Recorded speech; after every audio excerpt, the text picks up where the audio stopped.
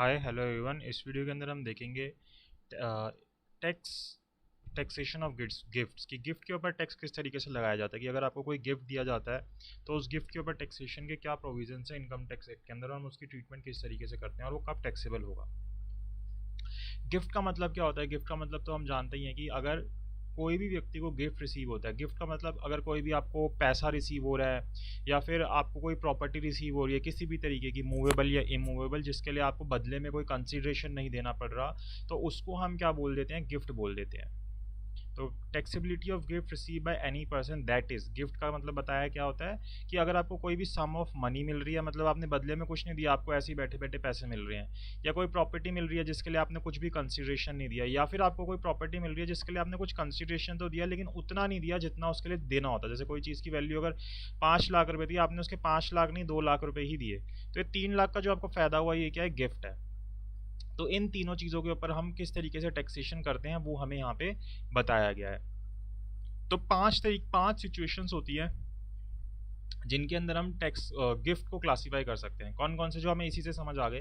देखो, एक तो कोई सम ऑफ मनी हो गई जो कि आपको बिना कंसिडरेशन के मिल रही है, उसको हम क्या बोलते हैं? मॉनेटरी गिफ्ट बोलते हैं। कि आपको कोई आया, किसी ने 10,000 रुपये दे दिए, 20,000 रुपये दे दिए, तो वो क्या है? मॉनेटरी गिफ्ट है। उसकी टैक्सेशन कैसे होगा? आपको किसी ने कोई इमूवेबल प्रॉपर्टी दे दी, यानी कि आपके नाम किसी ने कोई घर कर दिया, कोई ज़मीन कर दी जिसकी वैल्यू 50 लाख रुपए थी, तो वो क्या है? Gift of immovable property. तीसरी चीज़, किसी ने आपके नाम पे इमूवेबल प्रॉपर्टी कर दी, यानी कोई जैसे कोई ज़मीन आपके नाम कर दी लेकिन उसकी वैल्यू ना 50 लाख थी मार्केट में और उसने आपसे सिर्फ 30 लाख रुपए लिए, यानी कि उसकी स्टैम्प ड्यूटी वैल्यू 50 लाख थी, उसने आपसे सिर्फ 30 लाख रुपए लिए, तो 20 लाख क्यों कम लिए? तो वो 20 लाख क्या आपको एक तरीके का गिफ्ट मिल गया। तो एक सिचुएशन ये हो गई। और सेम चीज़ मूवेबल प्रॉपर्टी के लिए आती है कि आपको कोई मूवेबल प्रॉपर्टी दी गई जिसके लिए कोई कंसिडरेशन नहीं लिया गया, तो वो गिफ्ट ऑफ मूवेबल प्रॉपर्टी कहलाती है। इसी तरीके से आपको कोई मूवेबल प्रॉपर्टी दी गई लेकिन उसके लिए आपसे कंसिडरेशन तो लिया गया लेकिन कम लिया गया, यानी कि उस चीज़ की वैल्यू 50,000 थी, आपसे सिर्फ और सिर्फ उसके लिए 25,000 रुपये लिए गए, तो 25,000 जो कम लिए गए वो क्या होगा? एक तरीके से आपको गिफ्ट मिल गया। तो movable property receive for less than it's fair market value. तो ये 5 सिचुएशन के अंदर हमें गिफ्ट मिलता है, इन 5 तरीकों से गिफ्ट दिया जाता है। तो इन 5 सिचुएशन के अंदर टैक्सेबिलिटी किस तरीके से होगी। उससे पहले कुछ ऐसी सिचुएशन हमें इनकम टैक्स एक्ट के अंदर बता रही है कि जहाँ जहाँ पे अगर आपको कोई गिफ्ट मिलता है तो वो टैक्सेबल नहीं होगा, चाहे वो मॉनेटरी हो, चाहे वो मूवेबल हो या इमूवेबल हो, कोई फर्क नहीं पड़ेगा। तो कौन कौन सी सिचुएशन है? अगर मान लो कोई इंडिविजुअल है, जैसे मैं हो गया या आप हो गए, अगर कोई इंडिविजुअल है, अगर उसको अपने किसी रिलेटिव से कोई गिफ्ट मिलता है तो वो टैक्सेबल नहीं होगा। यानी कि अगर मुझे मेरे फादर, ब्रदर, मदर, सिस्टर, इस तरीके से कोई रिलेटिव मुझे अगर कोई गिफ्ट दे रहा है तो वो टैक्सेबल नहीं है इनकम टैक्स एक्ट के हिसाब से। तो जैसे कि स्पाउस हो गया, ब्रदर हो गया, सिस्टर हो गया, ब्रदर और सिस्टर ऑफ द स्पाउस, तो ये तरीके के जो रिलेशन बता रखे हैं इनके अंदर अगर आपको कोई भी गिफ्ट मिल रहा है तो दैट इज़ नॉट टैक्सेबल, उसके ऊपर कोई भी टैक्स नहीं लगेगा। तो कोई लीनियल असेंडेंट डिसेंडेंट, मतलब ऊपर से आपके कोई दादा परदादा या आपके पोता पोती, ऐसे कोई भी आपको गिफ्ट दे रहा है, इस तरीके की कोई भी चीज़ है, तो वो सब जो है अगर आपको गिफ्ट दिया जा रहा है तो वो सब टैक्सेबल नहीं होगा। तो पहली सिचुएशन तो ये होगी, अगर आपको आपके कोई रिलेटिव से गिफ्ट मिल रहा है तो दैट इज़ नॉट टैक्सेबल। दूसरा, अगर आप HUF है और आपको आपके आपके किसी मेंबर से कोई गिफ्ट मिल रहा है, यानी कि आपके 10 लोगों का HUF है, इन 10 लोगों में से कोई एक व्यक्ति HUF के नाम पे कोई गिफ्ट कर रहा है, तो दैट इज़ नॉट टैक्सेबल। फिर उसके बाद receive on the occasion of marriage of the individual, यानी कि अगर किसी इंडिविजुअल की शादी हो रही है और उस वक्त उसको किसी से भी कोई भी गिफ्ट मिल रहा है, कोई भी दे रहा है, रिलेटिव दे रहा है, फ्रेंड दे रहा है, कोई भी दे रहा है, कोई फर्क नहीं पड़ेगा उससे, कोई अननोन दे रहा है, तो वो सारा का सारा क्या है? एग्जाम्प्ट होगा, उसके ऊपर कोई भी टैक्स नहीं लगेगा, तो वो हमारा क्या है? उसके ऊपर टैक्स नहीं लगाया जाएगा। तो 3 सिचुएशन हो गई, एक इंडिविजुअल का हो गया, HUF का हो गया, ओकेजन ऑफ मैरिज पे हो गया। अगर आपको कोई भी विल के थ्रू, इनहेरिटेंस के थ्रू प्रॉपर्टी मिल रही है, यानी कि अगर ए था, ए के पास इतनी सारी प्रॉपर्टी थी, उसकी डेथ हो गई और उसने विल के थ्रू ये प्रॉपर्टी बी के नाम कर दी, अपने बेटे के नाम कर दी, या फिर विल नहीं बनाई थी और वो अपने आप ही बी के नाम चली गई इनहेरिटेंस के थ्रू, तो ये जो प्रॉपर्टी इसके नाम पे गई, इसके ऊपर इसको कोई भी टैक्स पे करने की जरूरत नहीं है, चाहे ये गिफ्ट था लेकिन फिर भी उसके ऊपर टैक्स पे करने की जरूरत नहीं है। इसी तरीके से received in contemplation of death of the pair और डोनर, की पेयर या डोनर की डेथ के कारण आपको अगर कोई प्रॉपर्टी मिल गई तो उसके ऊपर भी कोई टैक्स नहीं लगेगा। अगर आपको कोई लोकल अथॉरिटी से कोई गिफ्ट मिल रहा है, जैसे कि आपके एरिया की जो भी लोकल अथॉरिटी होगी, जैसे MCD हो गई या इस तरीके की कोई भी अथॉरिटी हो गई, तो वहाँ से आपको उसके ऊपर टैक्स देने की ज़रूरत नहीं होती। इसी तरीके से अगर आपको कोई भी फंड मिल रहा है, receive from any fund, foundation, university, other education institution, hospital और other medical institution, any trust और institution refer to in section 10 subsection 23C, तो इनमें से अगर किसी से कोई फंड मिल रहा है यूनिवर्सिटी वगैरह से तो इसके ऊपर कोई टैक्स नहीं लगेगा। इसी तरीके से कोई ट्रस्ट से मिल रहा है, मर्जर डीमर्जर के कॉन्सिक्वेंसेस के कारण आपको शेयर्स मिल रहे हैं। हम देखते हैं ना, अमलगमेशन होता है, मर्जर होता है, तो जो पहले वाली कंपनी होती है उसको नई कंपनी के शेयर्स दिए जाते हैं, तो उसके ऊपर कोई टैक्स नहीं लगता। और इसी तरीके से अगर कोई रीऑर्गेनाइजेशन किया जाता है कॉर्पोरेटिव बैंक का, तो उसके अंदर अगर कोई शेयर्स मिलते हैं तो वो भी टैक्सेबल नहीं होते। तो ये कुछ सिचुएशन दी गई है जहाँ जहाँ पे आपको टैक्स देने की ज़रूरत नहीं होती। कितनी सिचुएशंस हो गई? 1 2 3 4 5 6 7 8 9 10, इन 10 सिचुएशंस में आपको टैक्स देने की ज़रूरत नहीं है। ऊपर वाली तो बहुत इजीली याद रहेंगी, नीचे वाली एक दो बार रिवाइज करोगे तो याद हो जाएंगी। तो इन जगहों पे टैक्स देने की जरूरत नहीं है। अब सबसे पहले देखते हैं मॉनेटरी गिफ्ट की क्या टैक्स ट्रीटमेंट होती है कि अगर आपको किसी ने कैश दिया, आपको 1 लाख रुपए का कैश दे दिया, तो इसके ऊपर आपको कैसे टैक्स पे करना होगा। तो ये बोलता है कि अगर आपको कोई भी मनी मिलती है, यानी कि मॉनेटरी गिफ्ट मिलता है जिसके लिए आपने कोई भी कंसिडरेशन नहीं दिया है, और वो इनमें से किसी भी सर्कमस्टांसिस के अंदर नहीं आती चीज़, तो उसके अंदर अगर उस मनी गिफ्ट की वैल्यू जो है 50,000 से एक्सीड हो रही होगी, तो वो जितना भी 50,000 से एक्सीड हो रही होगी, तो पूरे वैल्यू के ऊपर आपको जो आपका पूरी वैल्यू है वो टैक्सेबल हो जाएगी। जैसे मान लो कि आपको 50,000 का गिफ्ट मिला, मॉनेटरी गिफ्ट मिला, तो ये नॉन टैक्सेबल है, 50,000 तक छूट है। 40,000 का मिला, कुछ नहीं लगेगा टैक्स। जैसे ही आपको 50,000 1 रुपये गिफ्ट मिला, तो ये पूरे का पूरा 50,000 1 रुपये क्या हो जाएगा? टैक्सेबल हो जाएगा। इसके ऊपर आपको टैक्स पे करना पड़ेगा। जैसे ही 50,000 से एक्सीड होगा, तो एंटायर वैल्यू के ऊपर, यहाँ पे लिखा है ना एंटायर वैल्यू, तो एंटायर वैल्यू के ऊपर आपको टैक्स पे करना पड़ेगा गवर्नमेंट को। तो जो मॉनेटरी गिफ्ट है उसकी ट्रीटमेंट इस तरीके से होती है। 50,000 तक अगर आपको गिफ्ट मिल रहा है तो कोई दिक्कत नहीं है, उससे ऊपर मिल रहा है तो एंटायर वैल्यू के ऊपर आपको गवर्नमेंट को टैक्स पे करना पड़ेगा। दूसरी चीज़ आती है, दूसरी सिचुएशन आती है जिसके अंदर हमें इमूवेबल प्रॉपर्टी मिलती है जिसके लिए हमने कुछ भी कंसिडरेशन नहीं मिला। तो immovable property received as gift, कि हमने कोई भी पैसा नहीं दिया था। तो following condition need to be satisfied, then immovable property receive without consideration is non specific will be charge to tax. तो अगर ये चीज़ें हैं तो इस सिचुएशन के अंदर अगर आपको इस तरीके से कोई इमूवेबल प्रॉपर्टी मिल रही है तो इन सिचुएशन में वो चार्जेबल टू टैक्स होगी। अगर आपको कोई इमूवेबल प्रॉपर्टी मिल रही है, ठीक है, चाहे वो लैंड है, बिल्डिंग है, या दोनों चीज़ें एक साथ मिल रही है बनी बनाई, जैसे लैंड के ऊपर building, the immovable property is capital asset with in the meaning of section 2 subsection 14 की जो इमूवेबल प्रॉपर्टी है वो कैपिटल एसेट है।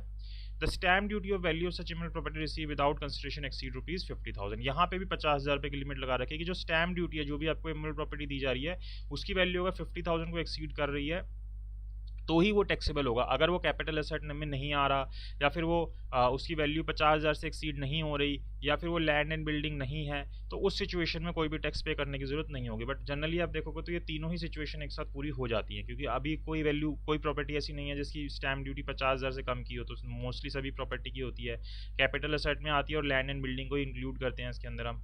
तो इसलिए जितने भी आपको अगर कोई इमूवेबल प्रॉपर्टी गिफ्ट के तौर पर मिलती है तो वो टैक्सेबल होती है। हाँ, अगर वो कोई उन स्पेसिफिक पर्पसेस के अंदर आ रही है जो हमने ऊपर पढ़े, यहाँ पे जो 10 सिचुएशन पड़ी, इसमें किसी में आ रही है तो वो एग्जाम्प्ट हो जाएगी, तो उसके ऊपर टैक्स पे करने की जरूरत नहीं है। अदरवाइज आपको अगर कोई इमूवेबल प्रॉपर्टी गिफ्ट के तौर पर मिल रही है तो उसके ऊपर आपको टैक्स देना पड़ेगा अगर उसकी स्टैम्प ड्यूटी की वैल्यू 50,000 से ऊपर की है।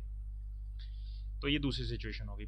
फिर हमने तीसरी पढ़ी थी कि अगर आपको कोई इमूवेबल प्रॉपर्टी मिल रही है, उसके लिए आपने कुछ ना कुछ पैसा तो पे किया है, लेकिन वो जो पैसा पे किया है ना, वो उसकी स्टैम्प ड्यूटी वैल्यू से कम है। यानी कि उसकी एक्चुअल मार्केट में वैल्यू थी 50 लाख रुपए, मतलब स्टैम्प ड्यूटी वैल्यू थी 50 लाख रुपए, और आपने सिर्फ उसके लिए पे किए हैं 10 लाख रुपए। तो आपने क्या किया? इनएडिक्वेट कंसिडरेशन पे किया। तो इस सिचुएशन में आपको क्या करना पड़ेगा? गवर्नमेंट को टैक्स पे करना पड़ेगा। तो यही यहाँ पे बता रहा है कि apart from taxing immovable property receive without consideration, income tax head has also design provision for taxing immovable property is required by less than its stamp value. तो अगर आपको स्टैम्प ड्यूटी वैल्यू से कम की वैल्यू पे भी अगर आप कोई प्रॉपर्टी ले रहे हो तो उसके ऊपर भी आपको टैक्स देना पड़ेगा।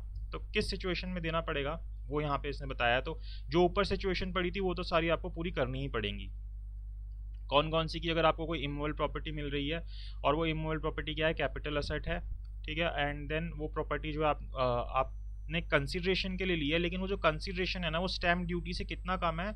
50,000 या फिर 10% ऑफ द कंसिडरेशन। यानी कि जितना भी आपको मिला है ना, जैसे मान लो 50 लाख रुपए की उसकी स्टैम्प वैल्यू थी और आपने उसके लिए 49 लाख और 20,000 पे किए, तो आपने क्या किया? 50,000 कम दिए, तो ये वाला, या फिर 10% ऑफ द कंसिडरेशन, दोनों में से जो सा हायर है। तो 50 लाख का 10% होगा 5 लाख। तो 45 लाख से ऊपर की अगर आप वैल्यू पे कर रहे हो तो आपको टैक्स पे करने की जरूरत नहीं है, वो टैक्सेबल नहीं होगा। अगर आपने 45 लाख से कम किया तो फिर वो टैक्सेबल हो जाएगा। क्यों? क्योंकि दोनों में से जो सा हायर है, 50,000 या 10% ऑफ द कंसिडरेशन। तो 50 लाख था, इसका 10% करोगे तो 5 लाख आएगा। तो 45 लाख से अगर आप कम पे करोगे तो वो आपका टैक्सेबल हो जाएगा। अगर यही मान लो अगर इसकी वैल्यू होती 1 लाख रुपए और आप उसके लिए पे करते कितने जैसे मान लो 1 लाख का 10% कितना होगा, 90,000 ही आ जाएगा माइनस करके, मतलब 10%। और 50,000 अगर आप माइनस करते हो तो कितनी वैल्यू आ जाएगी, 50,000 आ जाएगी। तो दोनों में से हायर उस पे आ रहा है, 50,000 पे आ रहा है, 50,000 कम है ना, मतलब 50,000 से वैल्यू कम हो रही है ज़्यादा। तो 50,000 से ऊपर अगर कंसिडरेशन मिलता है तो आपको कोई भी टैक्स पे करने की ज़रूरत नहीं है। अगर 50,000 से कम का कंसिडरेशन आता है तो फिर वो आपका टैक्सेबल हो जाएगा।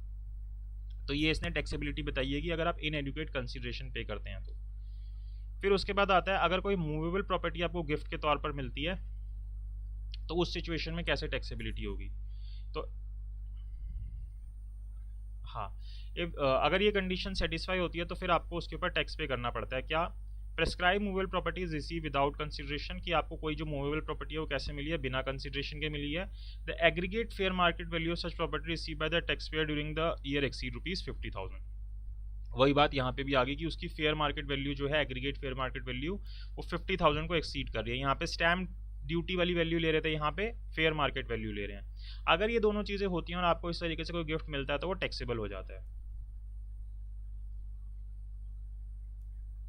तो यहाँ पे मूवेबल प्रॉपर्टी कुछ भी हो सकते हैं, share, securities, jewellery, archaeological collections, drawings, paintings, sculpture, या कोई art of Boolean, capital asset, और मतलब कुछ भी हो सकता है मूवेबल प्रॉपर्टी के अंदर।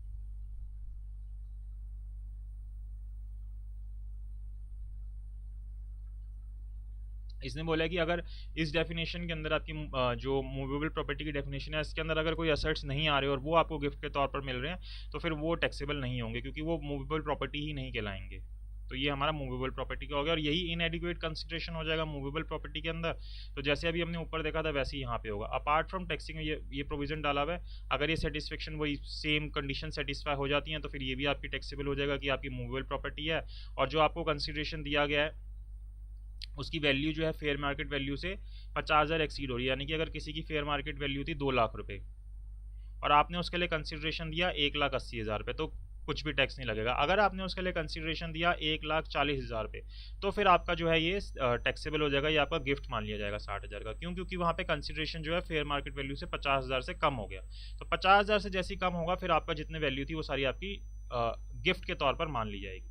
तो ये हमारी 5 सिचुएशन होगी कि किस तरीके से हमारा मूवेबल, इमूवेबल और मॉनिटरी गिफ्ट के अंदर टैक्सेशन किया जाता है अगर गिफ्ट दिया जाता है तो देखो टैक्सेशन ऑफ इमूवेबल प्रॉपर्टी कैसे थी कि विदाउट कंसिडरेशन है तो अगर स्टैम्प ड्यूटी 50,000 से कम है तो एग्जाम्प्ट होता था, स्टैम्प ड्यूटी 50,000 से ज़्यादा है तो पूरा का पूरा जो है वो वैल्यूएशन उसकी आपकी टैक्सेबल हो जाती थी। अगर इनएडिक्वेट कंसिडरेशन है, अगर जो स्टैम्प ड्यूटी वैल्यू है वो 50,000 तक की है का जो डिफरेंस है, यानी कि जो आपको जैसे मान लो 10,000 की 10 लाख की स्टैम्प ड्यूटी थी, स्टैम्प ड्यूटी वैल्यू थी और आपने कंसिडरेशन 2,80,000 पे दिया, तो 50,000 से कम का डिफरेंस है ना, तो अगर जब तक 50,000 से कम का डिफरेंस है तो वो एग्जाम्प्ट रहेगा। जैसे ही 50,000 से डिफरेंस एक्सीड हुआ या फिर 10% ऑफ कंसिडरेशन से डिफरेंस एक्सीड हुआ, दोनों में से जो सा भी अमाउंट हायर आ रहा होगा, तो फिर वो जो आपकी वैल्यू जितनी थी, जितनी भी मतलब एक्सेस, मतलब जितनी वैल्यू आपने कम पे की है वो आपका क्या हो जाएगा, आपको गिफ्ट मान लिया जाएगा और उसके ऊपर आपको टैक्स पे करना पड़ेगा। इसी तरीके से मूवेबल प्रॉपर्टी का था कि without consideration fair market value 50,000 तक की है तो एग्जाम, फेयर मार्केट वैल्यू 50,000 से ज़्यादा की है तो फुली टैक्सेबल हो जाता है। इनएडिक्वेट कंसिडरेशन है तो 50,000 तक का डिफरेंस है तो एग्जाम, 50,000 से ज़्यादा का डिफरेंस आ रहा है फेयर मार्केट वैल्यू का तो फिर आपका उतना अमाउंट